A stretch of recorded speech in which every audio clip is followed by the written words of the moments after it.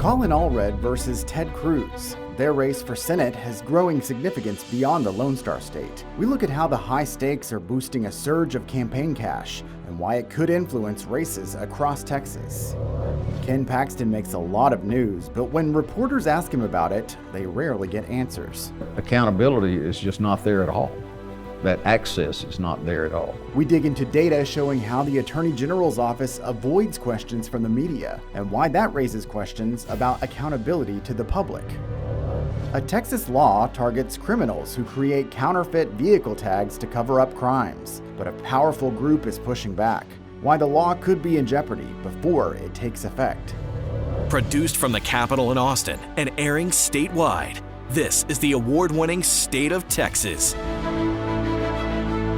Hello and thank you for joining us. I'm Josh Hinkle. We are about a week away from the start of early voting here in Texas, and one race on your ballot could have implications beyond the Lone Star State. We're talking about the race for Senate. Between Ted Cruz and Colin Allred, it's playing out amid a national battle between Democrats and Republicans to decide which party controls the Senate. Right now, Democrats have a narrow majority. The party holds 51 seats. That includes independents, Bernie Sanders and Joe Manchin, who usually vote with Democrats. But 34 Senate seats are on the ballot nationwide in November. Democrats hold 23 of them, and that means Republicans have fewer seats to defend and more opportunities to flip seats to take control of the chamber. One seat likely to flip red is in West Virginia, where Manchin is retiring. Polls show Montana Democrat Jon Tester is also at risk of losing his seat to the Republican challenger. Democrats looking for a win have turned to Texas, where polls continue to show a close race between Colin Allred and Ted Cruz. A poll of likely voters released Thursday by the New York Times and Siena College shows Allred trailing Cruz by 4 percentage points. That is within the poll's margin of error. Close polls and the nationwide stakes have boosted a surge of campaign cash coming into Texas. During the third fundraising quarter, Allred brought in $30 million. That's $9 million more than Ted Cruz. Political action committees are also putting millions toward the race. The latest round of campaign finance reports went public this week, and the numbers are having an impact in races across the state. We want to go a little deeper on this issue. Joining us is Jasper Scherer, the politics reporter for the Texas Tribune. Welcome. Thank you. And our very own Ryan Chandler. Welcome to you. Thank you. So, Ryan, you've been following the Senate race. Cruz consistently leads the polls, but Allred is ahead in campaign donations. Right. Is the money making a difference?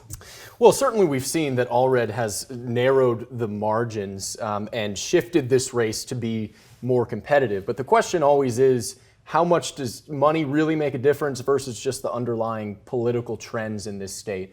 I'll give you one of my favorite anecdotes about Texas politics. Everybody remembers Beto O'Rourke, right? He spent $80 million.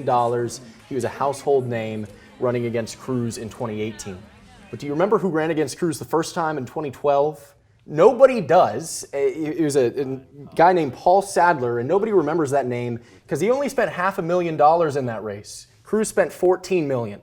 But Sadler got 40% of the vote. 6 years later, O'Rourke runs, beats Sadler's spending by $79.5 million, and he gets around 47% of the vote. So all of those tens of million dollars of difference may have bought Beto, 4 to 5, maybe 6 points, but they're not making massive differences. Jasper, you've been reporting on the donations that have been coming in for the races for State House. Where is this money actually coming from, and where is it really going? So the battlefield this year is pretty narrow, first off, just because we're coming off a fairly recent redistricting round. So a lot of districts just haven't had the amount of time to kind of change demographically. So a lot of this is still concentrated in kind of a handful of districts. Some of them are in South Texas, which it's a broad term. Some kind of in the Rio Grande Valley. Some, there's this one district, Eddie Morales, a Republican a Democrat whose district goes from Eagle Pass all the way to El Paso. He was kind of, I was surprised that got so much attention in the latest round of campaign finance reports, but it looks like Greg Abbott, some of the Republicans see a chance to go after his seat, just looking at some of the the underlying trends. With the top of the ballot, that district was very closely contested in 2020. So that's kind of how these races are being targeted, I think, is looking at how Beto O'Rourke did, how Trump and Biden did in the districts. So a lot of these are South Texas, also a little bit in the San Antonio and Dallas suburbs, but that's kind of, it's still a pretty narrow landscape compared to what we're used to the last couple of cycles. You know, Democrats are hoping to flip a few seats there, and Republicans also see the state house seats in play. What other races are the ones to watch there? Yeah, I think there are a couple in, I was mentioning the Dallas suburbs. There's Morgan Meyer and Angie Chen Button. They are both the only two Republicans left in representing Dallas County in the state house. Those are both districts where Donald Trump would have carried them by less than a percentage point under the current boundaries 4 years ago. So that just, by default is kind of a top target for Democrats, I think. An even more favorable option for them is State Rep John Lujan in San Antonio. Christian Carranza, who's a Democratic organizer, political operative, she's running against John Lujan and has been raising competitive sums of money. So I think that's kind of the landscape beyond the South Texas races.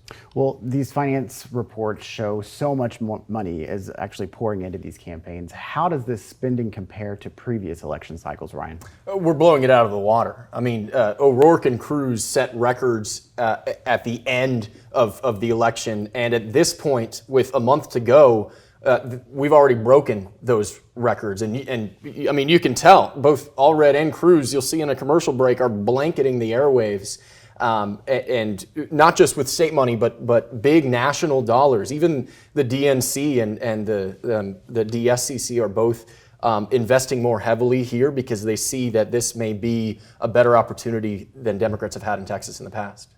All right, Ryan, Jasper, thank you very much. Thanks. Thanks.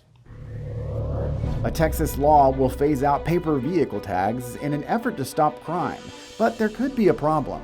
You have a bill that just passed, and now you're going to go and propose that we keep paper tags because of something that you just discovered? We look at the pushback happening at the Capitol that could change the law. Texas Attorney General Ken Paxton often makes headlines for his lawsuits, but Texans rarely hear from Paxton himself. We need to be careful about the people we're electing because we need to make sure that they're going to be accountable and responsive to the public. We dig into the data to see how often the Attorney General responds to questions.